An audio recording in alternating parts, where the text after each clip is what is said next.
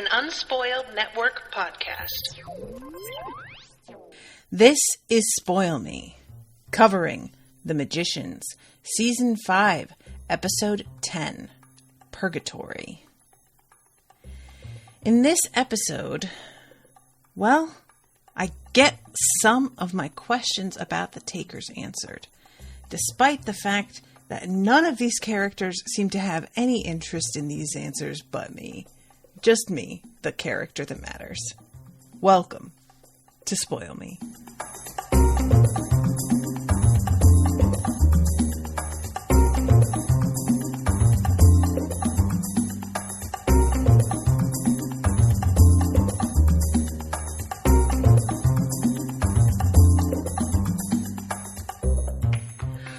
Welcome to the show, everyone. I am Natasha. Thank you very much to Ashley for commissioning this episode. Ashley's in the chat. Hi, Ashley.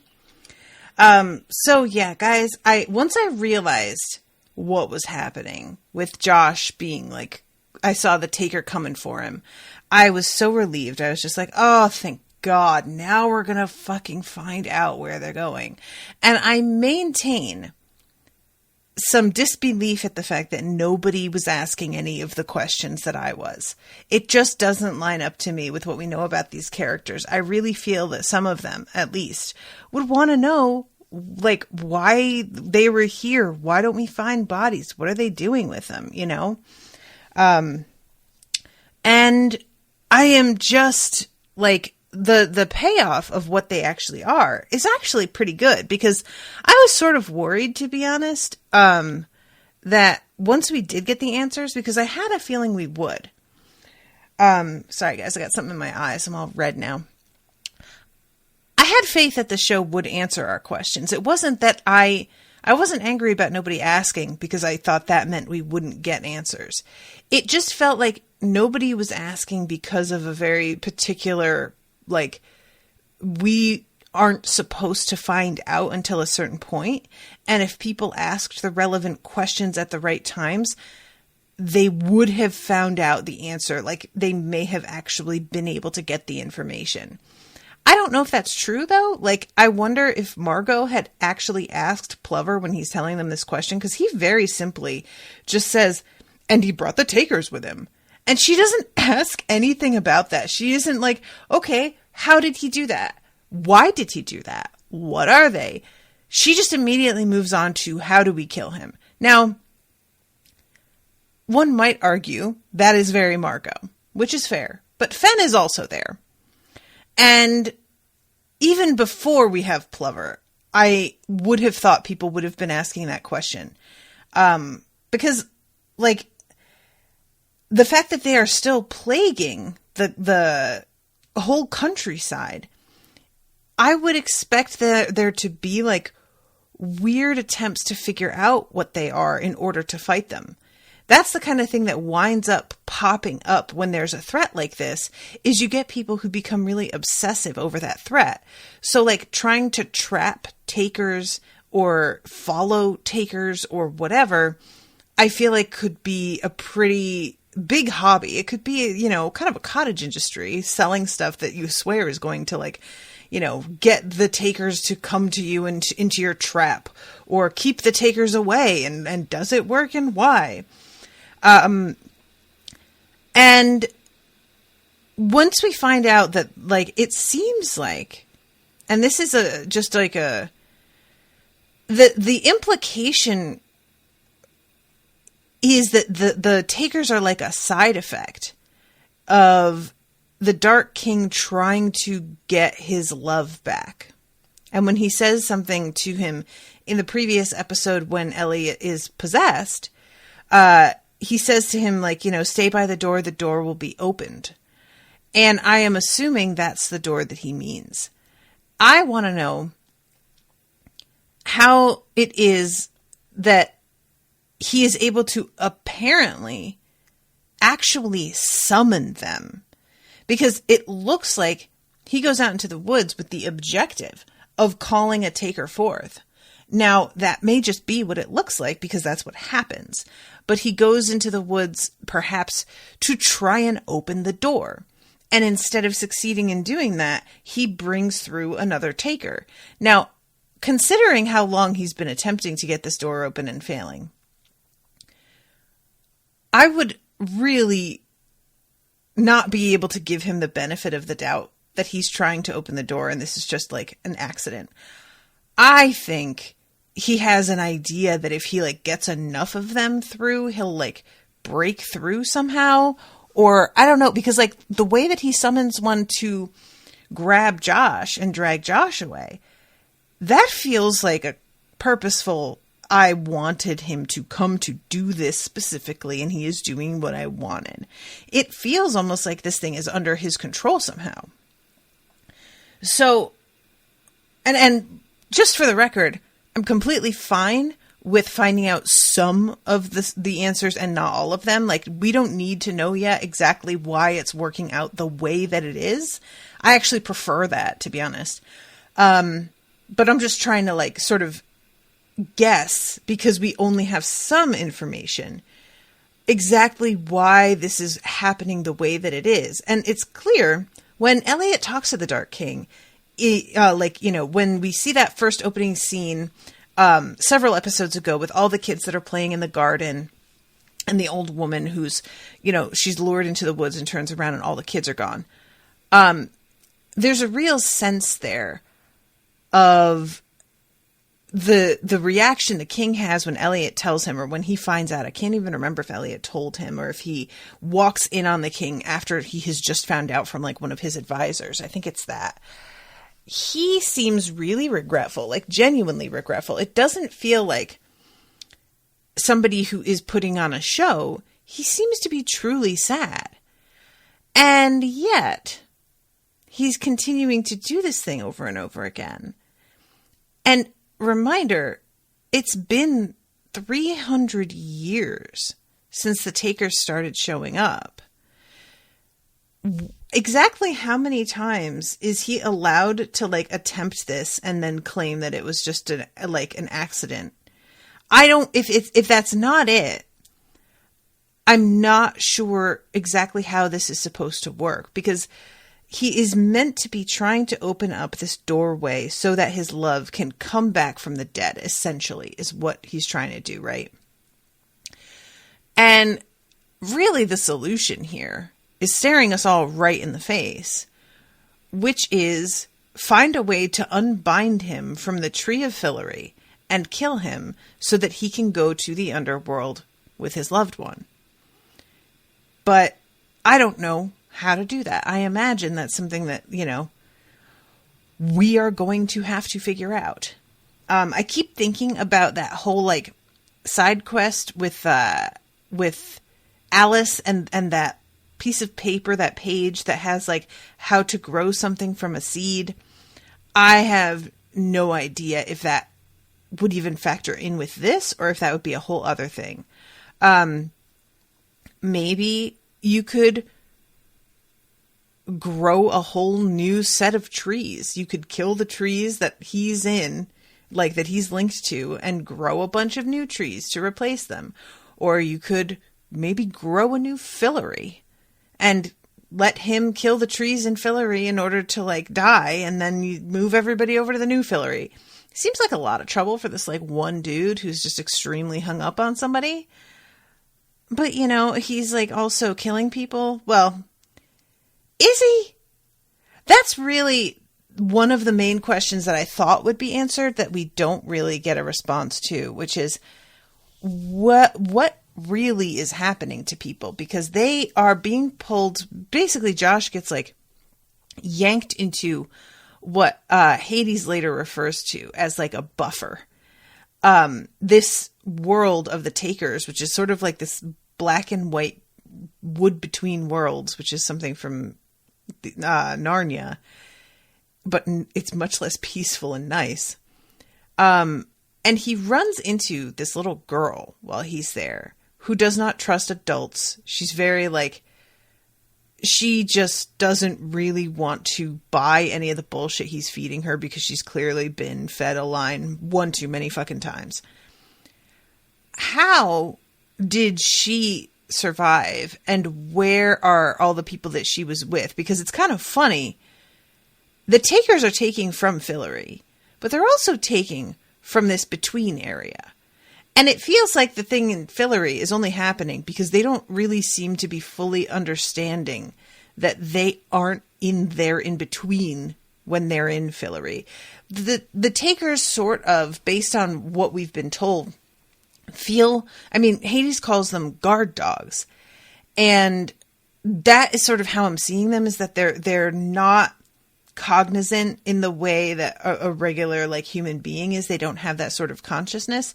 So when they look up and look around them, they don't see like that these are living people, not spirits or whatever it is that you would call somebody who is from the underworld and like escaped. Apparently that is supposed to be their function.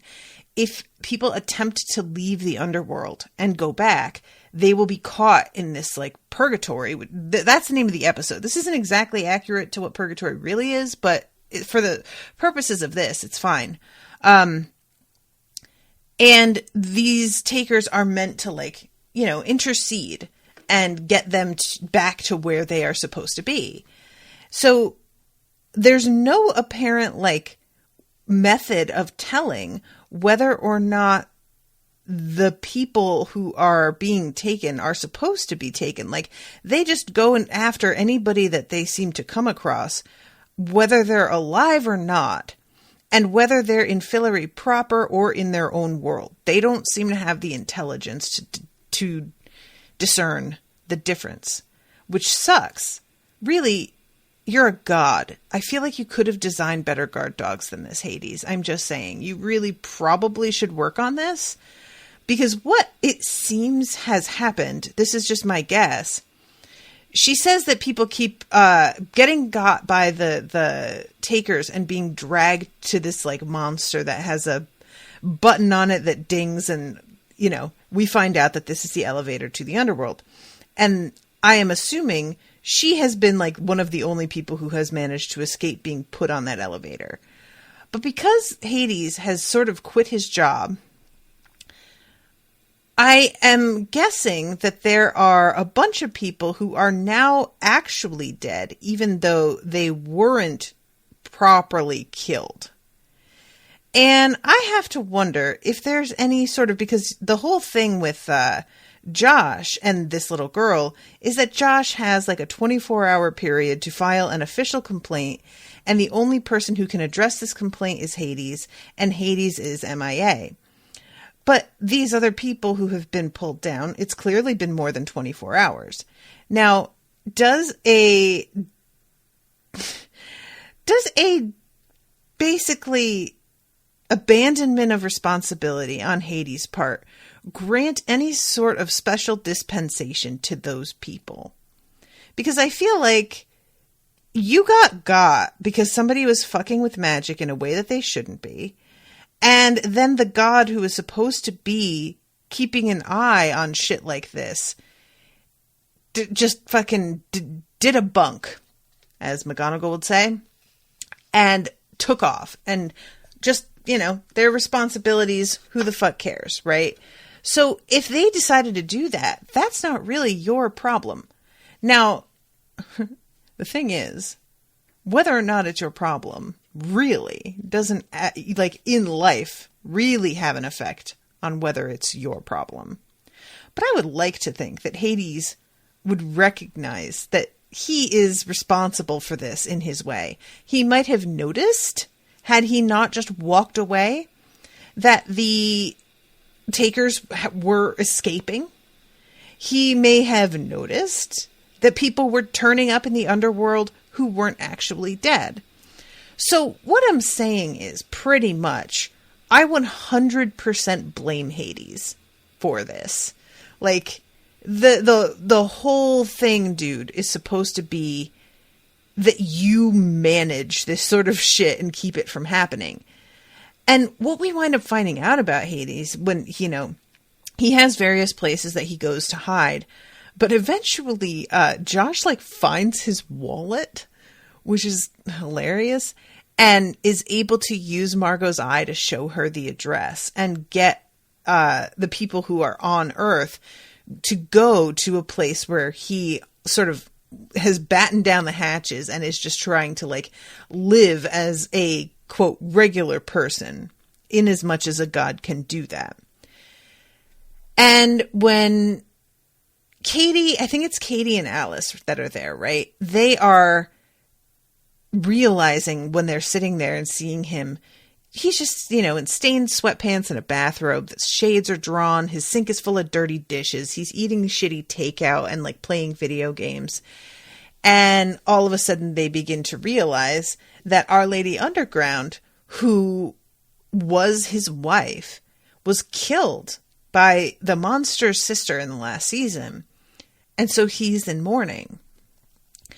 I am not trying to be insensitive to the fact that he is mourning.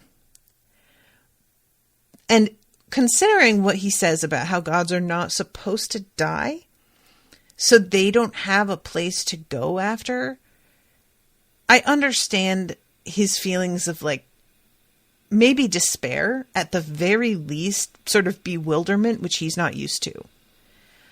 But I got my dander up a little bit when he's talking to Alice and he tells Alice, it's not like it is for you. There's a place that you go when you die. Because most people don't know that, Hades. Most people live with the kind of uncertainty that you feel. The vast majority of the world, in fact, does not know whether or not there's another place. Some people believe it. Some people guess or hope. Nobody knows.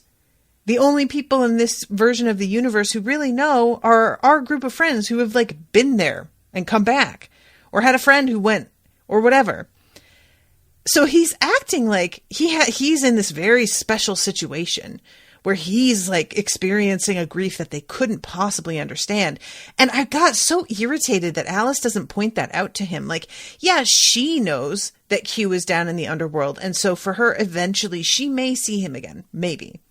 We know that it doesn't work that way necessarily, even in this world. But still, there's like that hope is there.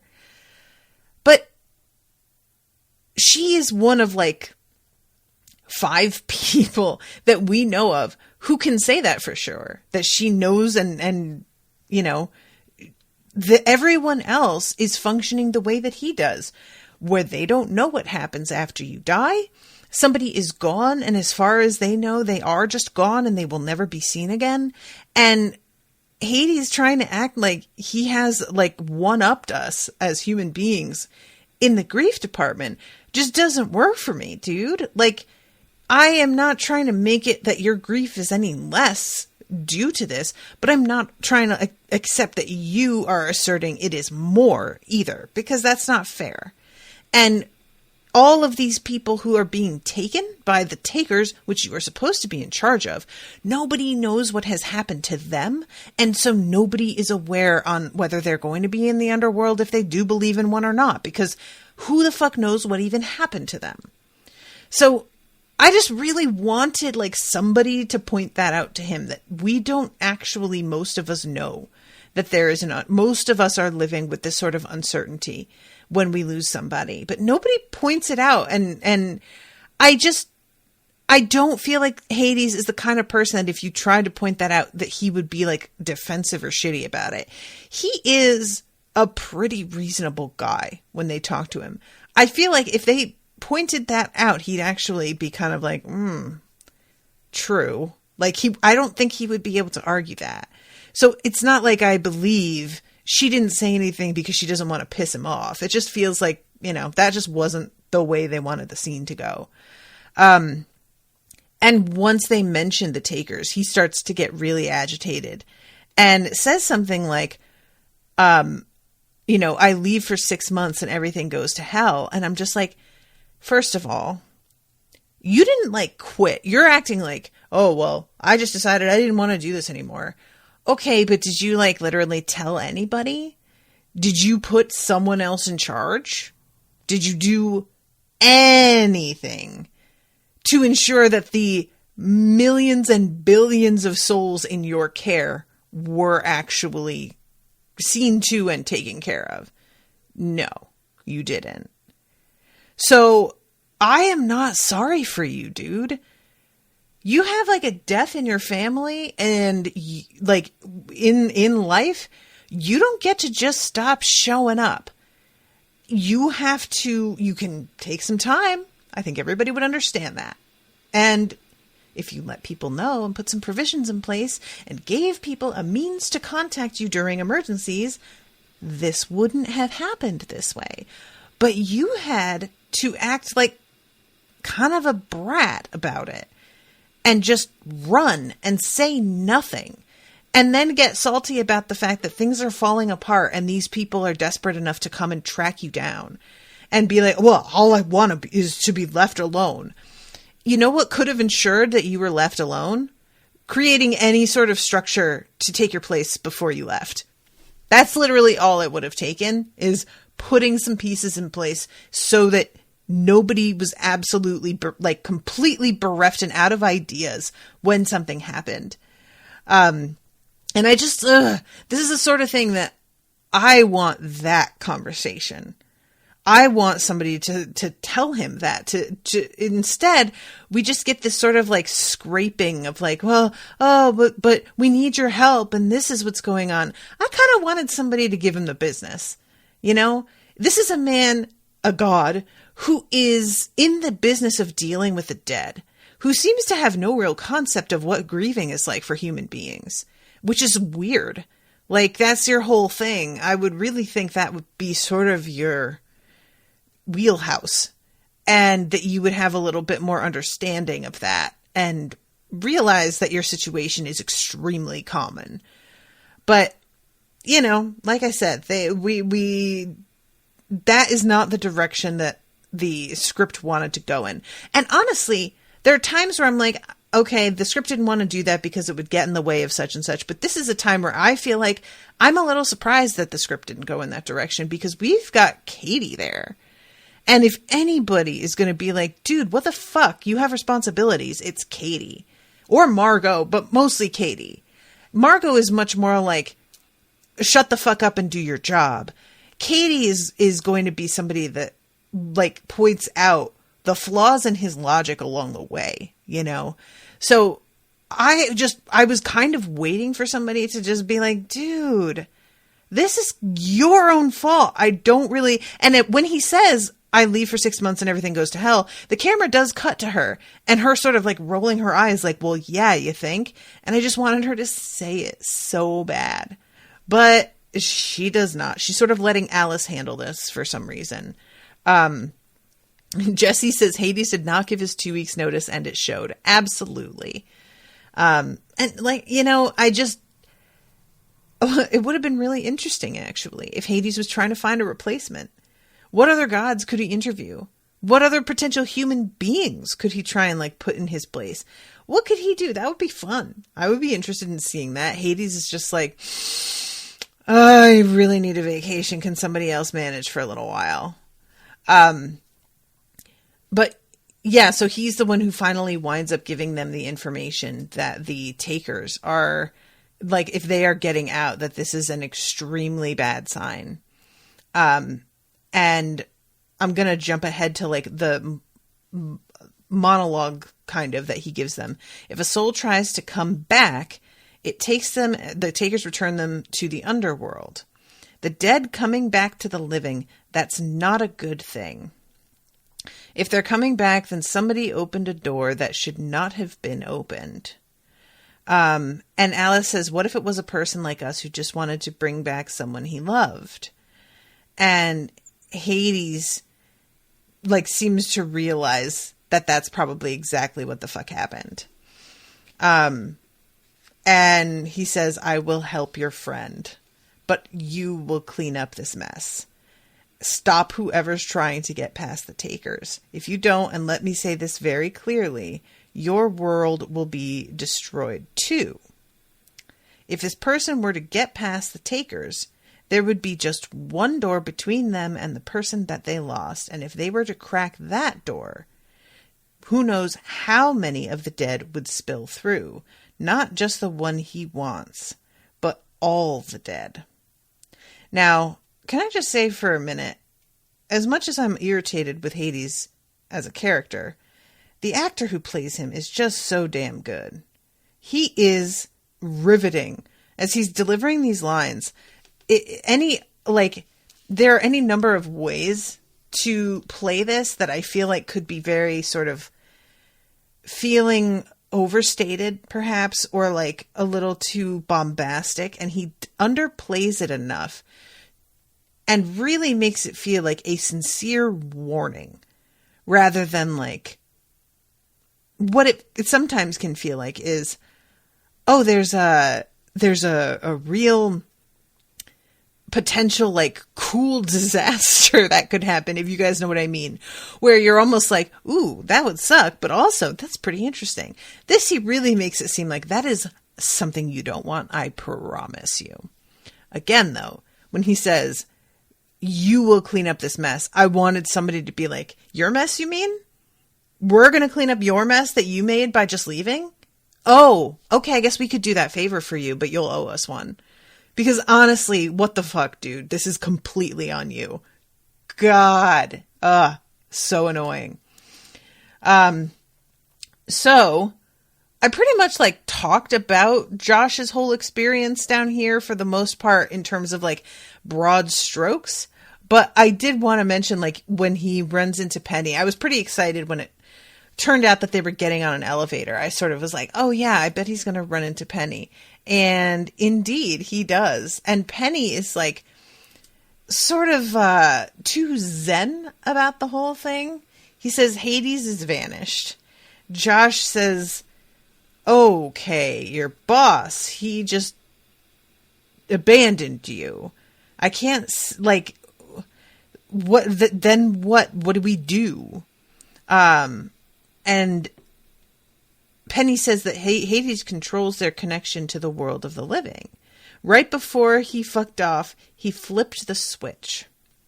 And Josh asks why, and Penny just shakes his head and sort of smiles. And he says, after all that, why did you stay?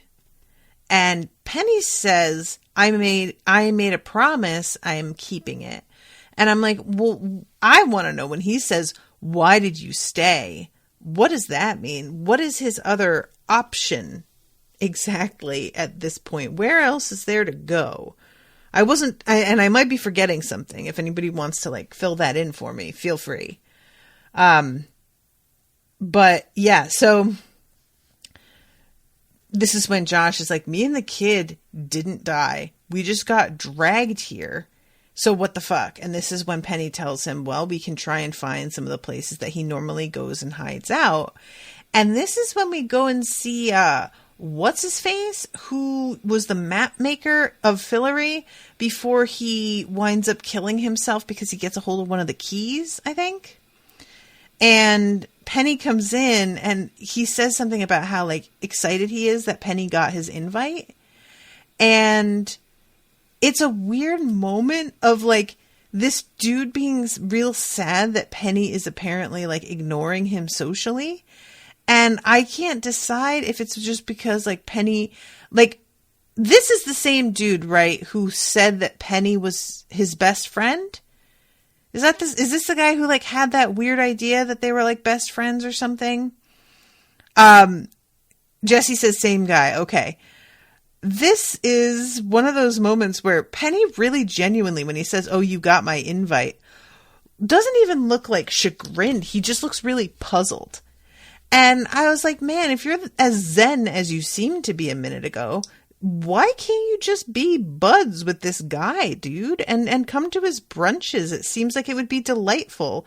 Literally, what else do you have to do down here? Because it seems like all you do is like give the occasional interview to somebody dead and otherwise just sort of stand there being mysterious in your cool suit. And, you know, just go to his brunches. Seriously. And it's not even like he's like that annoying. He's a little annoying, but not in a way that I feel like it would dissipate if he actually like treated the dude like a friend. It might be fine.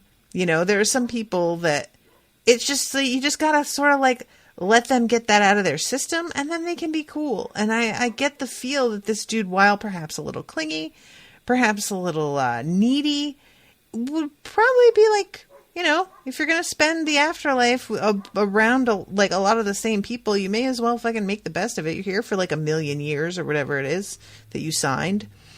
So he winds up taking them to what is like a giant, awesome greenhouse that has a pool in it and all these statues. Guys, I'm going to tell you what, this thing was the coolest. I would love to know, like, if this is just a set or if this is some place that they actually, like, you know, found and they just filmed in there. It almost looks like it could be a private home, like a really rad home.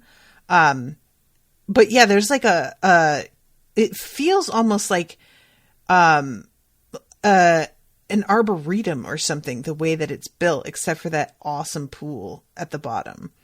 And this is where Josh is looking around. He sees like a bowl of fruit, which I'm almost positive has pomegranates in it. And I was like, are you going to go and eat a pomegranate, dude? Are you going to do this? Don't do this. But no, he sees something else that's sitting there, which is a wallet. I would really like to know how this dude, Hades, just left his wallet behind. How does he have a wallet? Why is his address in there? All of this feels so easy. The whole way this worked out is honestly probably the weakest part of the episode. He just happened to leave a wallet with the exact address in it where he was going to be. But whatever, it's fine. And this is when he gives the information to Margot. Now, FYI, Margot is experiencing some really terrible side effects due to her eye being in another world where it's not supposed to be. The first part of, you know, the side effects begins to be nosebleeds. Then she starts to almost like go into a seizure and seem like she's going to pass out. And eventually it's so creepy too, because like they're suggesting that they cut the connection between her and the eye in order to save her, because they're kind of thinking she might die from this. Like, it's clear that it's doing something to her brain. And Alice figures out that if she can redirect the energy that's coming through her eye, then she will be able to like allow Margot to continue to like take advantage of the fact that she can see what's happening with Josh without that energy damaging Margot's mind. And she gets this crystal. It's honestly very long. And she sticks it into Margot's eye and way like through the eye socket, because that thing is so long. It really is. And I love Margot. Margot says that it doesn't hurt exactly. It just feels really, really weird. And at one point when Josh uses the eyeball, she sits up and all of the information is like projected out her eye socket onto this screen. It's amazing, honestly. I really enjoyed this whole little, like, what a weird thing. And they're able to see Penny and what's his face. Poor Katie seeing Penny and like I feel so bad because she's trying to move past her loss with him, but these constant reminders that he is somewhere and he is like continuing to live in a way, that's rough. That feels kind of mean-spirited. I feel bad for her, man. It's one thing to feel like somebody is just gone. It's another thing to feel that somebody is like somewhere else just out of reach, but continuing to like be themselves. And I wonder if she would like this Penny, because he is so different in personality from the one that she was with. I don't know. She's very different now than she was also. They might get along even better now. But I wonder. I feel like he might annoy her. You know? I don't know. Interesting question. I'm still weirdly invested in the two of them, and I'm not super like, you know, it's not in a way that feels like I'm constantly rooting for them or anything, because I've let go of the two of them being together. But I feel like out of everybody on this show, the two of them had like some of the most believable chemistry. And they just really felt like they didn't get a fair shake. You know, I feel like a lot of characters, it seemed like they sort of squandered these moments that they had. And with her and Penny, it doesn't feel that way. It's like they both sort of were trying their best. They didn't have a lot of the tools that they needed to like cope with what was happening. And they were sort of just victims of fate in a way that I'm not entirely like, not to say that with, Quentin and Alice, that he, like his death, he did sort of choose, I guess. Penny also chose to stay in the Underworld. But I don't know. It just felt different. I think it's maybe because the show like allowed, allowed Alice and Quentin to like sidestep things a couple times, you know, like her becoming a Niffin and then coming back. And it just didn't feel like Penny got the same chance to escape that Alice got. And then when Alice came back, she was so angry that she didn't want to see Quentin, which was understandable, but also kind of like frustrating, because we knew that they were eventually going to wind up together again. It just felt like they probably would. But with Penny and Katie, I never felt that like certainty that it was just like default because they each were a bit more of a fuck up than Quentin and Alice seemed to be. Which, I mean, I guess you could argue that is those are their choices. But I have a lot of sympathy for people who keep making bad choices because they just don't really know how to make good choices. You know, they weren't given the support system that other people might have been given. Anyway, when she sees him, I just felt bad for her here. So, all right. Let's talk about what's going on with Penny 2 and Plum. Basically, what has happened is that they have been abducted by another traveler who is trying to stop all of these other time travelers from messing with time. His job, apparently, is to, like, go from place to place in time and fix what other time travelers have fucked up. And when I say his job, I mean that he has appointed himself to this task. Not that anyone else has made him. He's not a god. There isn't anything to this that's, like, sanctioned by any higher authority. He just feels that people are trying to fuck with things too much and it will cause problems. And if he doesn't go and fix them, who knows what could happen to time. And so he is, when he, has locked in on the fact that Plum is a time traveler, he figures out a way to sort of trap her using this signal and tells her that he wants her to, submit to this like weird medical, like I'm using the word medical with quotes here, this weird procedure that will remove the part of her genetics, which they say it's in the plasma somehow, some sort of mutation that remove this plasma that has the mutation in it that allows her to time travel. And if she loses that, because her body stops producing it when she's like a toddler, she won't make anymore and she won't be able to time travel anymore. Now, question, I'm not totally clear on this.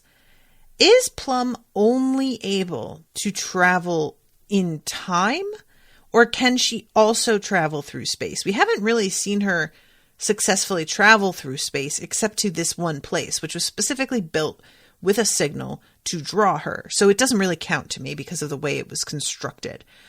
If she is to lose her time travel ability, will she still be able to travel in the normal way in space?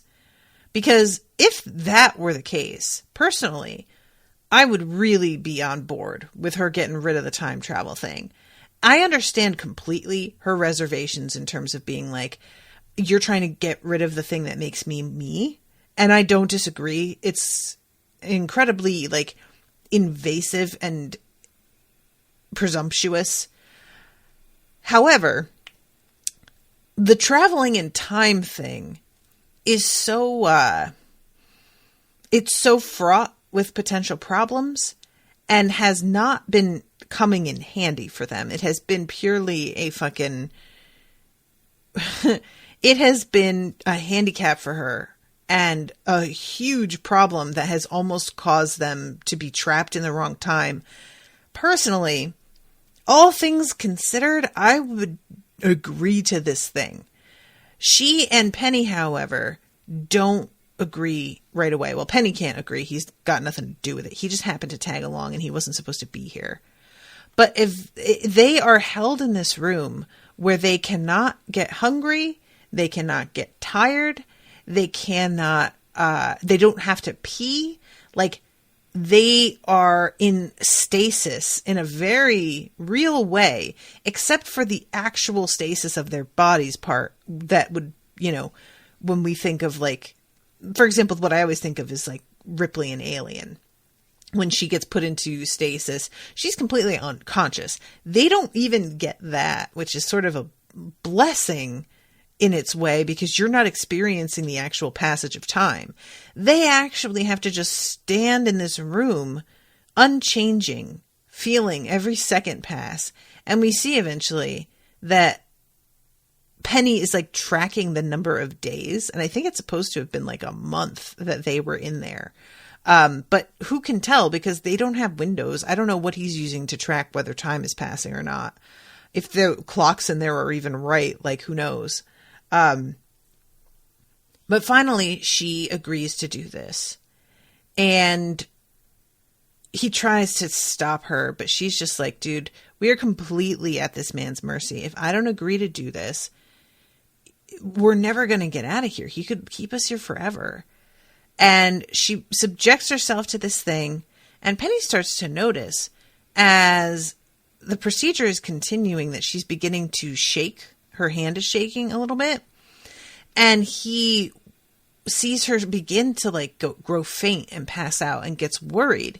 So he starts looking all over this chair that she's sitting in to try and find a way to turn the thing off. And he finds this bottle, this beaker that's built like into the back of the chair that is collecting the plasma that is being pulled from her body. And as he finds it, the jailer pops up, and all of a sudden Penny puts it together that this dude isn't just trying to stop her from traveling. He is trying to collect some of this because the work that he does with traveling constantly to fix other people's mistakes uses up his own plasma. And he's getting to points where he hasn't got enough to go and like fix what needs fixing. And, you know, Penny sort of calls his bluff because he tries to act like Penny doesn't have anything to negotiate with. But when Penny threatens to break the bottle, the dude like immediately sort of freaks out. And what they decide, the agreement that Penny sort of makes him come to is, we will give you what you've taken so far, but she's keeping what she's got left. And you are going to let us both out of here. And he tries to argue, but Penny rightfully is like, you have no leverage here, sir. I have this thing, which is like almost full. You can either do this or I'm going to smash the thing and you're going to get nothing. So this is on you. And I thought that this was actually really interesting. I'm like the idea of, this dude is sort of like a, like meaner Time Lord. But y'all know, if you listen to the Doctor Who Unspoiled episodes, I am very hard on the Doctor because he can be such an asshole. And really, there's something about him as a character that's very sort of colonialist to me, where he like swoops into societies and planets that he has never been to and just decides to tell them how they're going to be. And this dude is sort of similar in that he's just deciding what does and doesn't get to change because of time travelers. And he doesn't entirely convince me that he's doing anything like legitimate. It's just his word that he's actually helping to keep things from falling apart. And I don't really have any reason to believe him. For all I know, he's just time traveling because he enjoys it. And he's running out of plasma because he does it so much. And so he could just be trying to get more, you know? I really don't know. And he says something about how like time travelers are extremely rare. Do you know like how much things can be fucked up by this kind of thing? And I'm like, if time travelers are so rare, how many mistakes are there really that you're needing to correct? And we just saw a couple of time travel things happen like this season and other seasons. And if he is going around and like fixing them and undoing them, they shouldn't really have happened the way they did, should they? Like, what does he decide should be fixed? And what does he decide just gets left alone? I don't really understand what the parameters are for this. And like, he's mad at Penny for changing the whole thing with Hyman.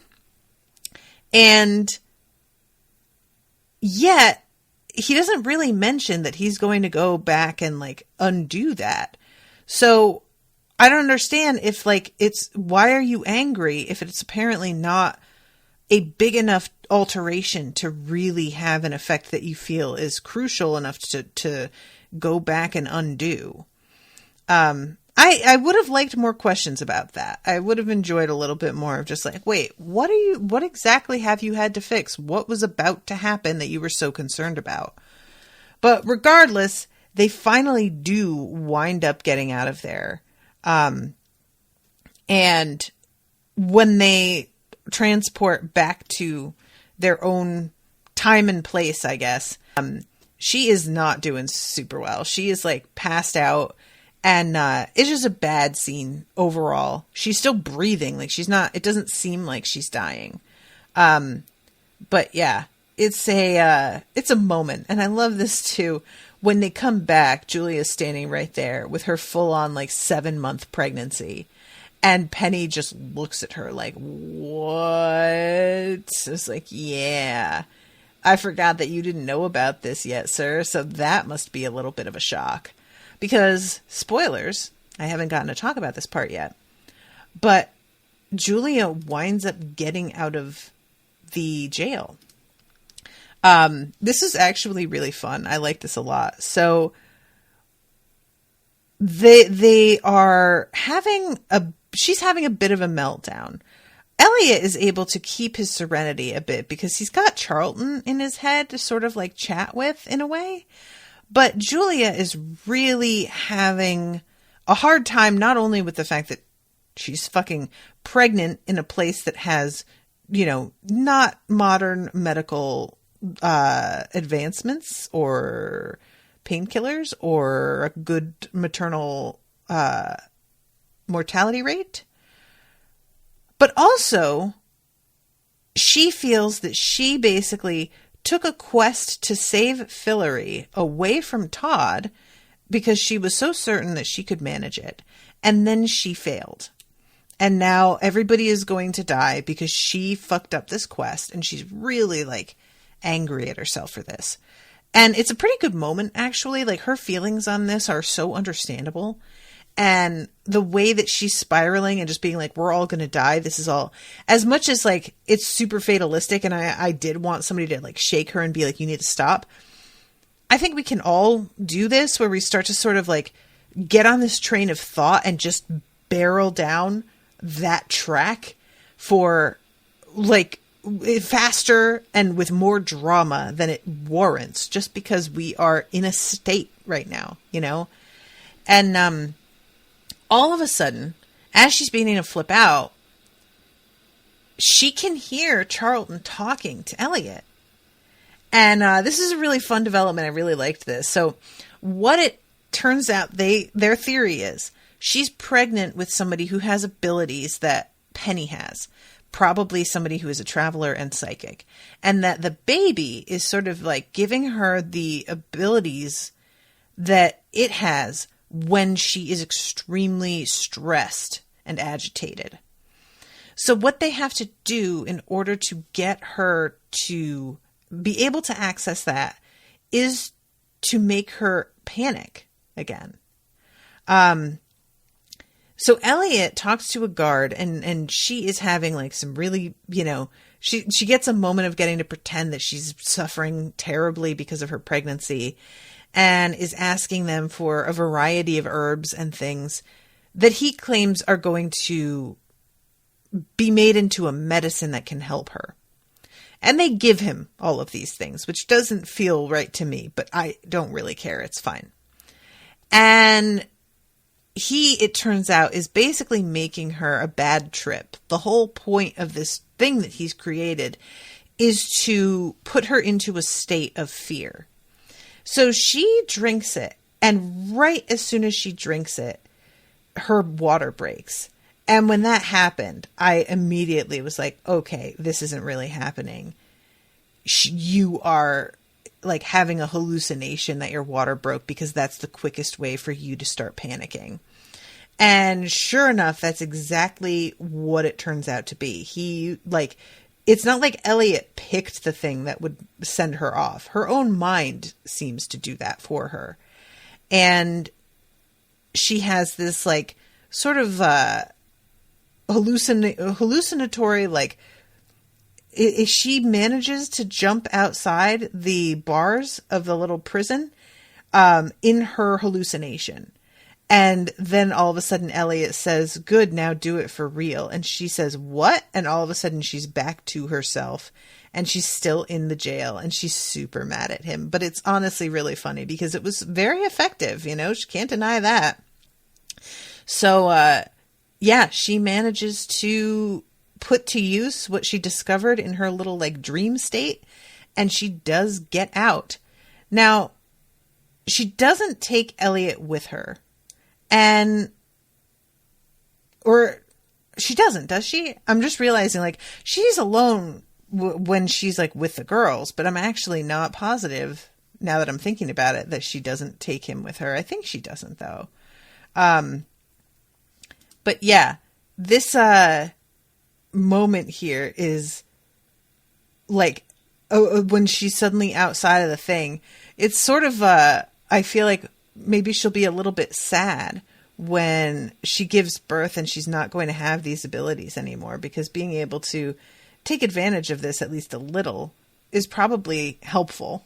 You know, it's probably something that could be convenient, but that's assuming that she is able to control it at all, which it seems like it's a pretty difficult thing to manage. Oh man. And I should say, I kind of forgot to bring this up as well. But in order to figure out what caused her to hear Charlton, Charlton goes inside Elliot's memory to a lecture that he was at, but he was super stoned for and doesn't really remember anything. So he's going in to sort of like ask some questions and see, like, and it's so funny because it's treated like a regular scene, but when he tries to ask questions, the memory dean is like, well, I didn't talk about any of that because this is a memory. And I really loved the way this worked, that it's not like it's the person that he is asking, responding to him and telling him, like, that's not how this works, dude. And I found that to be really like a neat idea that maybe isn't internally consistent. I haven't examined it too closely, but I just think that that's like a fun bit. And eventually when Charlton keeps pushing and being like, but what if you want these? Because the whole lecture is about like STDs and the ways in which magic can, like, if you slept with something that isn't entirely human, for example, the effects that can have on you. If you are impregnated by something that isn't entirely human, what that could do to the child or you as side effects.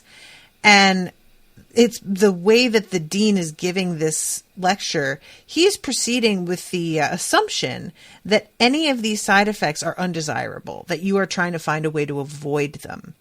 And Charlton is just like, yeah, but what if they're not? What if you want them? How do you get them to occur? And finally, Margot from within the memory pops up and she's just like, hey, how about you just hear him say the thing that, you know, you should do to stop it and then do the opposite.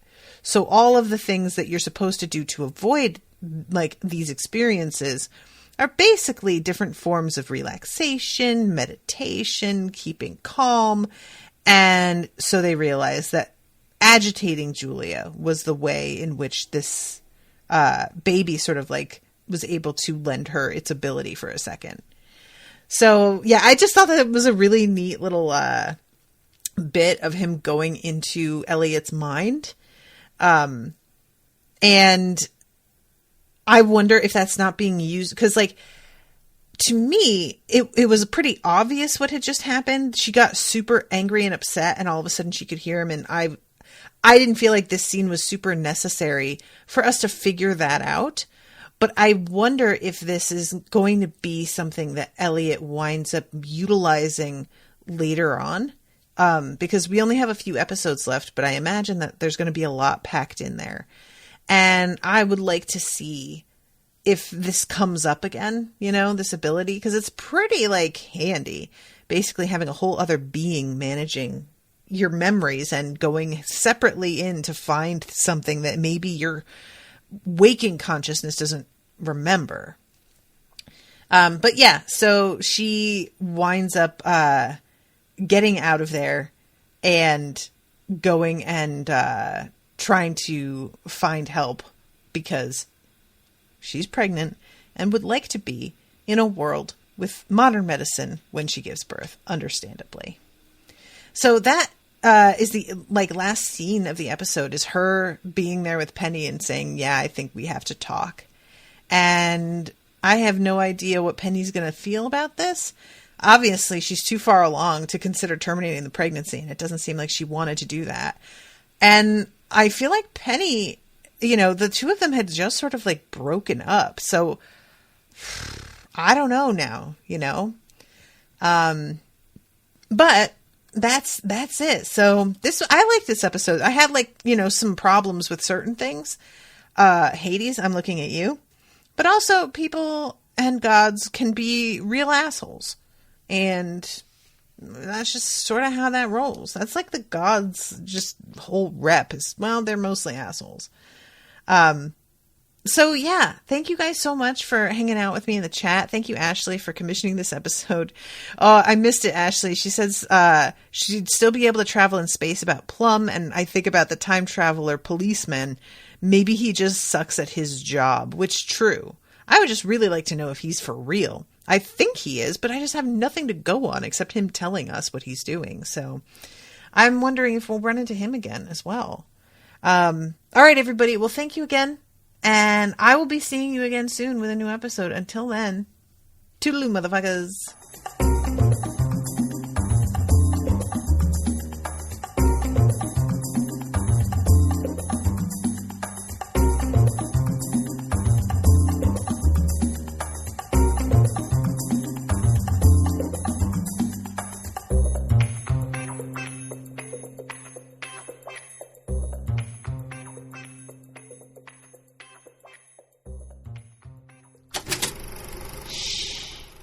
was an Unspoiled Network podcast.